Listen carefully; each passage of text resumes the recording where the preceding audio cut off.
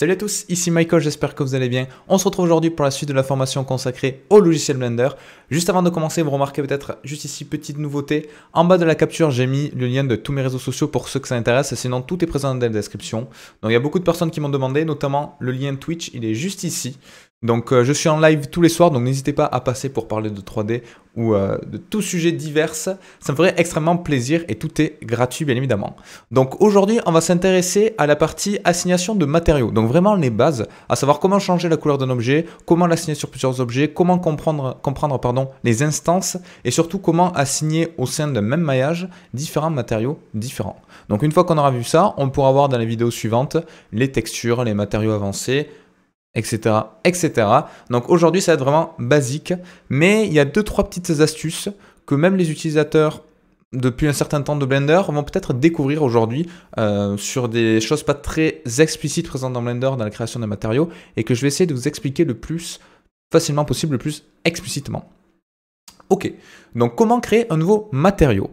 Vous avez à droite dans le panel des properties, quelque chose ici qui ressemble à une sphère découpée en 4 et si vous cliquez dessus, on a bien le Material Properties. Alors normalement, si vous avez le cube de base de Blender, vous avez déjà un matériau créé par défaut qui s'appelle Material. Donc moi, ce que je vais faire, c'est que je vais supprimer ce cube de base, je vais faire Shift A et je vais rajouter par exemple une sphère. Voilà. Donc là, vous voyez que du coup, je n'ai pas de matériau. Alors comment je fais pour en créer un nouveau? Pour en créer un nouveau, c'est très simple, il faut cliquer sur New. Maintenant, qu'est-ce qui se passe si à gauche, j'appuie ici? Si je clique sur cette sphère, hop là, vous voyez que j'ai mon ancien matériau qui a été créé. Parce que Blender, comment il fonctionne? En fait, il va y avoir une sorte de librairie de matériaux liée à votre scène. Et quand vous allez fermer Blender et le réouvrir, si vous avez sauvegardé votre fichier, il va supprimer automatiquement tous les matériaux qui ne sont pas utilisés. Donc là, par exemple, si je sauvegarde ma scène, que je ferme Blender et que je la réouvre, ce matériau-là, il va être supprimé parce qu'il n'est pas utilisé. Donc il y a moyen de faire en sorte, en utilisant ce qu'on appelle un fake user, d'enregistrer malgré tout ce matériau-là. Donc pour créer un matériau, il y a différentes possibilités. Je peux appuyer également sur le plus, un petit peu différent, ça va créer ce qu'on appelle un material slot. Donc si j'appuie sur plus, vous voyez, j'ai bien une sorte de slot, c'est-à-dire un emplacement qui a été créé, mais malgré tout, pas d'emplacement a été assigné. Donc pour créer facilement un matériau, je peux cliquer sur le moins pour supprimer le slot, je vais cliquer ici sur New. Et là, automatiquement, Blender, à la fois, il va me créer un slot, c'est-à-dire un emplacement de matériau, et il va me créer un matériau qu'on va qualifier de basique. Donc celui-ci s'appelle material.001. Pourquoi? Parce que le matériel de base est déjà pris. Donc on va l'appeler par exemple rouge. Vous allez comprendre pourquoi, parce qu'aujourd'hui on va voir tout simplement comment changer les couleurs. On va pas s'attarder sur tous les paramétrages, mais on va voir l'essentiel. Donc là j'appuie sur rouge. Enfin, j'ai tapé rouge, ici j'appuie sur entrée, ça le valide. Si je clique ici du coup dans l'Explorer, on voit que j'ai bien le matériel et le rouge. Donc en dessous, vous avez pas mal de paramétrages. Vous allez voir que la plupart du temps, on ne va pas passer par cette interface-là. On passera par ce qu'on appelle le Shader Editor qu'on verra plus tard parce qu'aujourd'hui, on va vraiment faire quelque chose de basique. Vous avez déjà une preview qui est présente ici. Donc quand je clique sur Preview, ça m'ouvre une petite fenêtre comme ceci. Vous pouvez la redimensionner. Attention, plus votre fenêtre ici va être grande, plus la preview va demander des ressources à votre ordinateur. Donc moi, je vous conseille en fonction de la puissance de votre PC, d'ajuster la taille. Là, déjà, ça permet déjà de voir ce qu'on va obtenir. On pourra également le voir en temps réel dans la vue 3D. Si vous avez bien suivi la vidéo précédente, on va devoir faire une petite modification en haut parce que par défaut, on est en solide. Et je rappelle que le solide ne permet pas de projeter les matériaux dans la vue 3D de manière dynamique. Donc la preview, elle est assez sympa parce que vous avez différents types d'objets sur votre droite. Donc vous pouvez faire une preview en se basant sur un plan, sur une sphère, sur un cube, sur des particules de type cheveux, sur le basique du matériau de Blender, donc ça c'est souvent quelque chose qu'on utilise pour voir des matériaux assez avancés, sur des vêtements ou sur du fluide. Donc en fonction du matériau que vous voulez réaliser, vous allez ajuster cette forme-là. Si par exemple je veux faire un matériau, moi je sais pas, un tissu, ben, potentiellement ça peut être intéressant d'avoir un aperçu sur cette forme-là qui possède certaines variations similaires à un tissu et ça peut être potentiellement plus intéressant. La plupart du temps, j'avoue qu'on va rester sur une sphère. Pourquoi une sphère? Parce que ça permet notamment de voir la réfraction de la lumière, les réflexions et tout ceci avec l'environnement, avec des petits carrés qui est autour. Comme ça, on pourra facilement voir par exemple les reflets de notre sphère. D'accord? Donc maintenant, tout en bas, j'ai quelque chose qui s'appelle la base color. Donc tous les paramétrages que vous avez ici, on les verra dans les prochaines vidéos quand on passera par le shader editor. Aujourd'hui, on va passer uniquement par cette interface-là. On a la base color. Donc ça, c'est nickel. Je peux cliquer dessus, ça m'ouvre une roue de couleur et je peux sélectionner du rouge. Et je vois que directement, dans mon aperçu, j'ai bien du rouge. Malgré tout, Pourquoi dans ma vue 3D, ma sphère n'est pas rouge? Donc ça, on l'a vu précédemment. Il suffit en haut à droite de passer soit dans le Material Preview Mode, soit dans le Render Preview. Donc je vais passer dans le Material Preview Mode parce que je n'ai pas encore paramétré les éclairages. Donc là, on voit vraiment du basique. Et j'ai bien ma sphère. Alors, petite astuce, on voit que notre sphère, ici, on voit tous les polygones. Donc ça vient de quoi? C'est que par défaut, notre affichage dans Blender sur les objets, c'est ce qu'on appelle du shading flat, c'est-à-dire brut, planaire. Donc on va vraiment voir toutes les faces quand on bouge. Il suffit de faire un clic droit, Shade Smooth, et ça va adoucir. Donc ça ne change rien à la topologie, ça change juste la méthode d'affichage. Les liaisons entre les faces vont changer pour un affichage beaucoup plus doux. Donc voilà, petite astuce, ça on le reverra par la suite parce que c'est assez important. Il y a pas mal de modifications à faire là-dessus. Donc voilà, là j'ai mon matériau.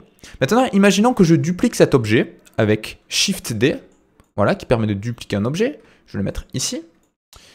Et que je change maintenant le matériau rouge. Là, vous voyez, j'ai 2 fois mes objets. Je pourrais même en rajouter un autre, cette fois-ci un cube, et le déplacer. Je pourrais sélectionner ici, dans la petite molette, hop là, le rouge.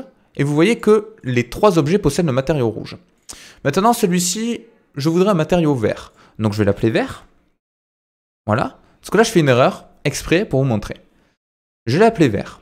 Et si je sélectionne mes autres objets, si par exemple celui-là maintenant, je le change en vert, mais ça le change 3 fois. Alors qu'est-ce qui s'est passé?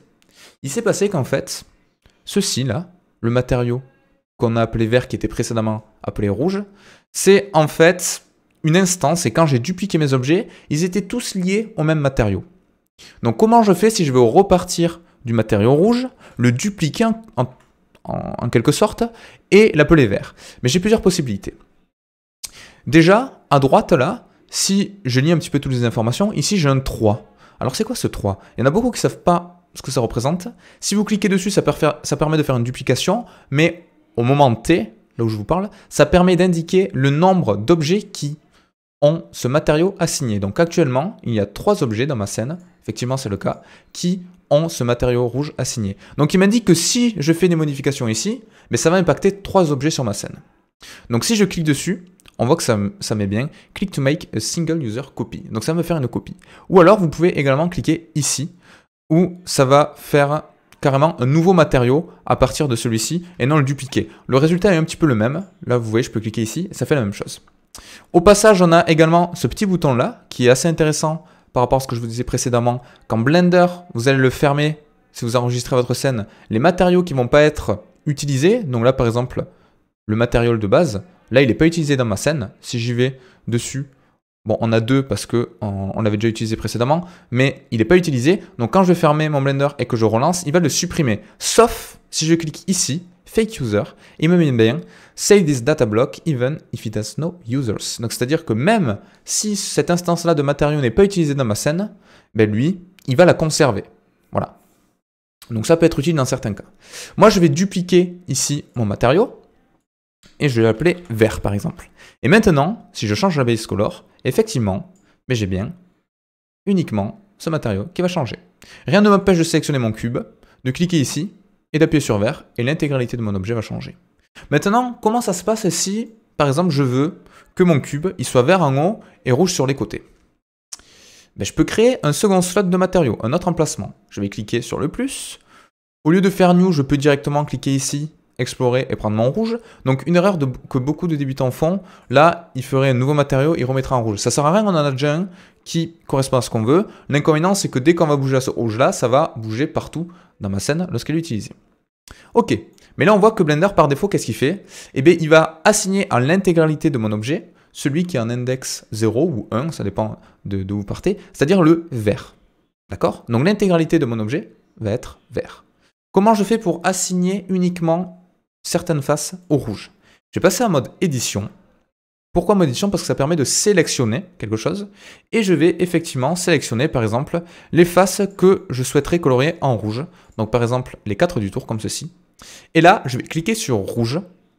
Et juste en bas, on voit qu'à mode édition, ça rajoute cette partie-là. Vous voyez, là, j'ai rien du tout. J'appuie sur Tab et j'ai Assign, Select, Deselect. Si j'appuie sur Assign, vous voyez que maintenant, j'ai bien mes faces qui sont coloriées en rouge. Et si je sélectionne cette face-là, le vert est en surbrillance. Si je sélectionne celle-ci, le rouge est en surbrillance. Sinon, je peux carrément, ça peut être très pratique, sélectionner une couleur, rouge, faire un select, et ça va automatiquement me sélectionner tout ce qui est rouge. Deselect, ça va me désélectionner tout ce qui n'est pas assigné à ce matériau. Et comme je disais tout à l'heure, si je change ça, ça va changer tous les objets à qui ce matériau est assigné. Donc ça peut être très pratique si par exemple vous avez un matériau de bois où plusieurs éléments doivent avoir le même bois. Quand vous faites une modification à un endroit, vous vous embêtez pas à le faire partout, il va le faire automatiquement quand vous allez bouger le matériau. Donc ça c'est très pratique. Et quelque chose également qu'on peut s'apercevoir, c'est que les opérations que vous allez faire vont hériter de la sélection de base. Je m'explique. Là, si je fais une insertion de face avec I, et ensuite une extrusion, vous voyez qu'automatiquement, il va prendre la couleur verte. Malgré tout, si je me mets là, que je fais une insertion, une extrusion, il a pris la couleur rouge. D'accord? Et si vous êtes sur une face qui possède plusieurs éléments, il va essayer de faire une sorte de jonction pour pas faire une coupure entre les matériaux que vous aviez avant et la nouvelle topologie créée. Donc c'est vraiment les bases des matériaux. Donc pour les utilisateurs avancés, on va dire que normalement vous n'aurez pas appris grand chose, si ce n'est un petit peu cette question de duplication qui est assez difficile à comprendre au début, notamment cette valeur-là. On ne sait pas trop à quoi ça correspond. Il met bien que c'est le display number of users of this data, c'est-à-dire le nombre d'utilisateurs d'objets qui sont assignés à cette valeur rouge. Donc voilà, par la suite, on verra les matériaux un petit peu plus avancés, notamment avec tout ça. Donc qu'est-ce que le métallique, qu'est-ce que la roughness, tout ceci, on va l'utiliser et c'est assez intéressant. Et c'est aussi un petit peu plus complexe. Et une fois qu'on aura vu ça, on s'intéressera aux textures. Donc j'espère que ça vous aura plu, que vous aurez appris des choses. Et je vous dis à très vite pour la suite de la formation. N'hésitez pas à me rejoindre sur Twitch, sur tout ce que vous souhaitez. Tout est dans la description. Et vous êtes de plus en plus nombreux à venir me poser des questions, à parler. Donc c'est assez sympa. Et je vous dis à la prochaine. Ciao!